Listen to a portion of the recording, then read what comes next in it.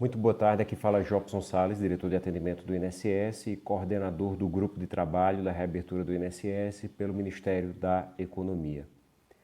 Sobre a reabertura das unidades do INSS, é realizado um trabalho desde o encerramento físico delas no dia 20 de março e nesse fechamento houve uma ida dos servidores para o trabalho de back-office, de retaguarda, o trabalho de home office, na verdade. E desde então o INSS instituiu um grupo técnico de trabalho para subsidiar o grupo criado pelo Ministério da Economia, do qual sou coordenador.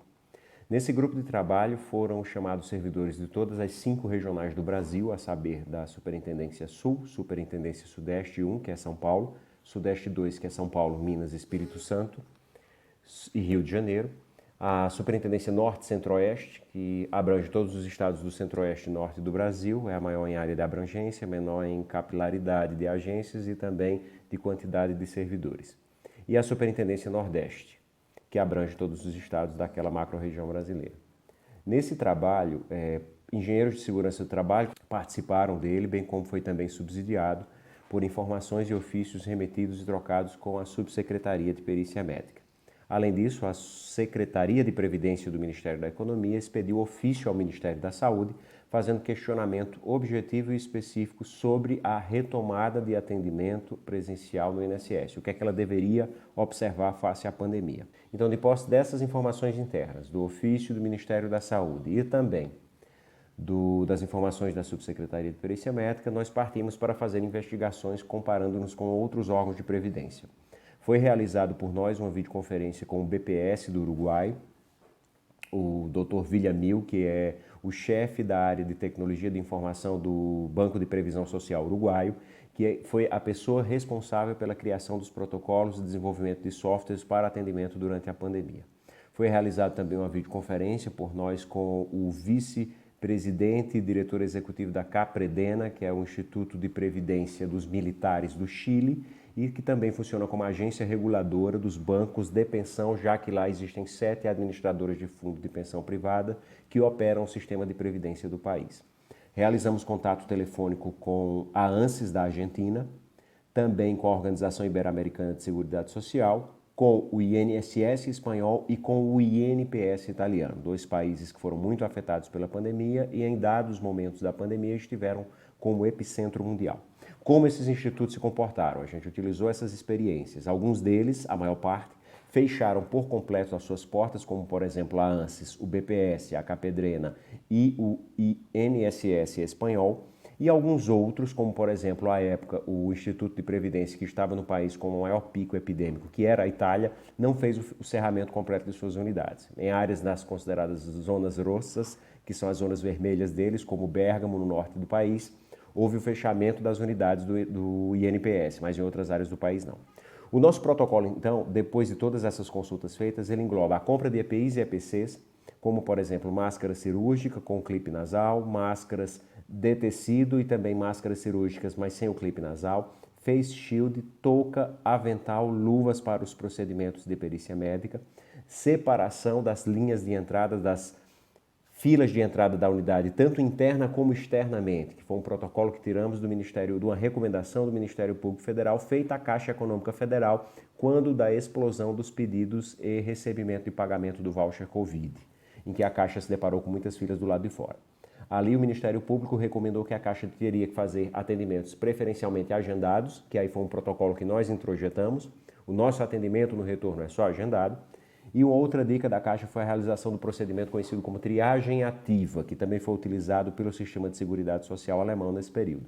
Ou seja, existir já um anteparo de cuidado, de atenção social, já do lado de fora, com demarcações na calçada. Como a calçada é de organização e gerenciamento dos poderes públicos municipais, já que espaço público, enviamos ofício também às prefeituras dos municípios onde há o INSS, para que a prefeitura, quiçá, pudesse nos auxiliar com algum servidor seu que pudesse nos auxiliar nessa organização da fila externa, bem como algumas secretarias de trânsito municipais que pudessem fazê-lo, ordenando o trânsito naquelas vias das proximidades.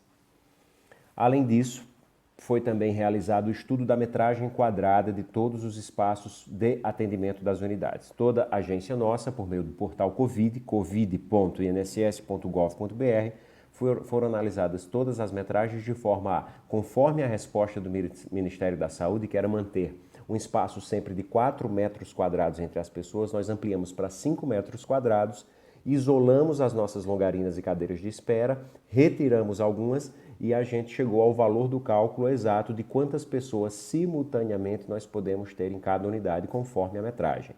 Dessa forma, o nosso agendamento eletrônico pelo Meu INSS pelo 135 só vai permitir para aquela unidade que está indicada para reabertura uma quantidade de pessoas por hora que seja equivalente ao que permite a metragem quadrada e ao que permite a quantidade de servidores nossos que não estão nos grupos de risco e que, portanto, poderiam voltar ao atendimento. Esse é um resumo do protocolo que está sendo utilizado pelo INSS. Alguns dizem que na esplanada é um dos mais adequados em termos desse serviço público. Além disso, há 15 dias atrás, nós gestamos um curso EAD para a execução e conhecimento desse protocolo.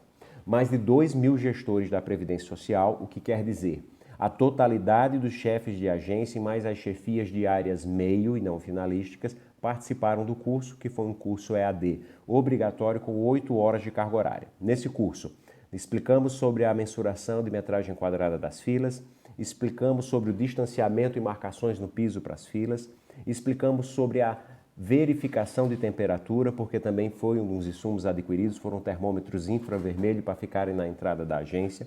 Explicamos sobre a demarcação interna, criamos 3 níveis de segmentação das nossas unidades, ou seja, ao adentrar na unidade do INSS que está indicada para reabertura, se vai ver as áreas amarela, laranja e vermelha indicada com cartazes. Nas áreas amarelas, nós temos os locais com menos probabilidade de infecção por agentes infecciosos, dada a maior distância entre as pessoas e espaçamento. Que áreas são essas? A área de espera da unidade. Que EPIs são obrigatórios nessa área? O cartaz deixa claro. Utilização de álcool gel, que está disposto em todas as dependências do INSS, e também o uso obrigatório de máscara. Nas áreas laranja, que são áreas em que há um pouco mais de contato, como por exemplo a área de triagem e recebimento da senha, da ficha para o atendimento, e também as áreas internas onde os servidores transitam e há menor espaço, porque o maior espaço da gente está destinado à área de espera do atendimento, ou seja, do público, ali é considerado uma área laranja. Na área laranja, além da utilização de álcool gel, manutenção do distanciamento, utilização de máscara, é também obrigatório a utilização do face shield, do escudo facial.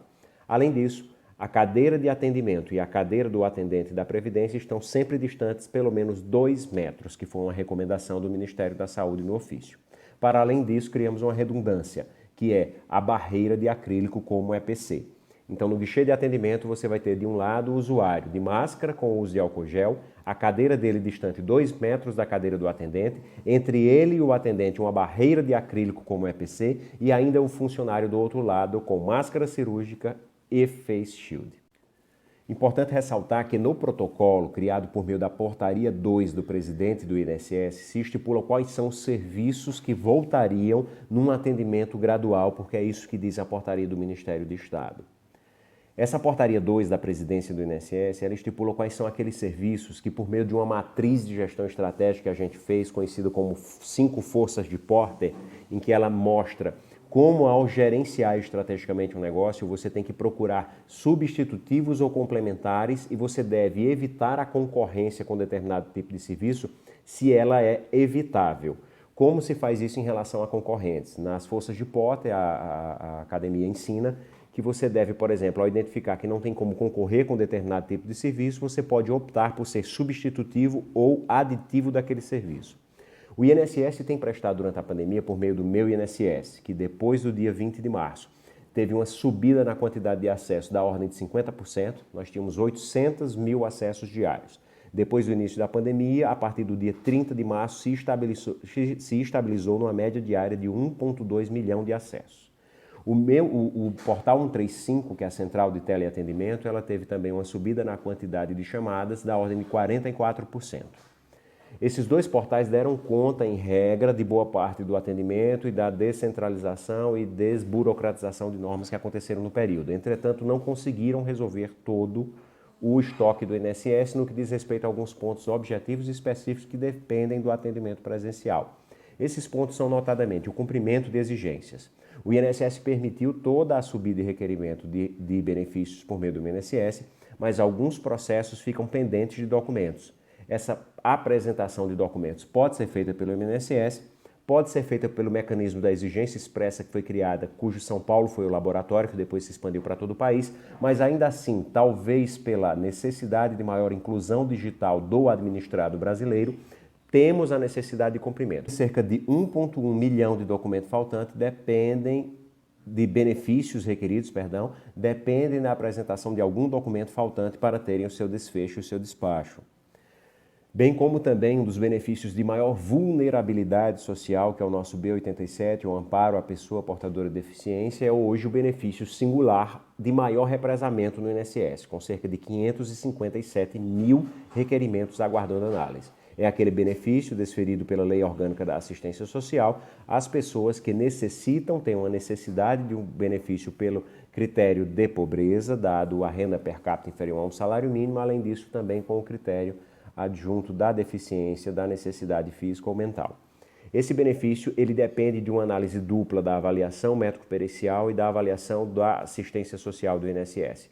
Ambos procedimentos que o próprio Conselho Federal de Medicina e também o Conselho Federal do Serviço Social reputaram como devendo ser evitáveis de serem realizados por telemedicina ou por teleparecer social durante a pandemia. Isso fez com que a instituição ficasse dependendo, inclusive, desse retorno para atender esse público vulnerável.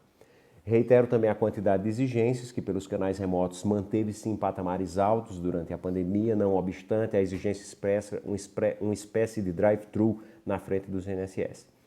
Então, dados os protocolos de segurança, dado benefícios como, por exemplo, a pensão para o maior inválido, que é um tipo de benefício que, mesmo com mais de 21 anos de idade, conforme a Lei 8.213, é possível se aceder a uma pensão, entretanto que depende da identificação de uma deficiência que só pode ser feito por uma perícia médica presencial. Esses são os motivos pelos quais a instituição entende que é necessário o retorno gradual, seguro, entretanto que é necessário esse retorno desde que se garantindo a segurança por meio de protocolos, EPIs e EPCs e fluxos para funcionários e para a sociedade.